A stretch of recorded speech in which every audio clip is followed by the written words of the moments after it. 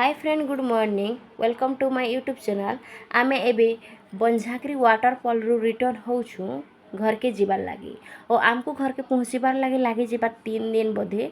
आमे आज railway station पहुँची जिमु 4 बजे तक इवनिंग आउ सेनु ट्रेन अच्छे।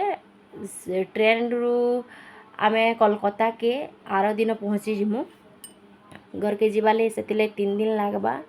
और देखुन आमे एटा गैंगटॉक रे थिलु। गैंगटॉक रे 14,000 फीट ऊपरे थिलु हिल स्टेशन ने बेले आमे जो गाड़ी गुटे बुकिंग करी आमे देखुचु भल रेस्टोरेंट मिलबा बेले सेनु किछि खाना पीना खाइमु बोली और आमे रेस्टोरेंट पाई जासु। भल लागसी, बहुत सुंदर रेस्टोरेंट पाई जासु। ई जगह देखुन बहुत सुंदर दिसुचे, बहुत भल रेस्टोरेंट है।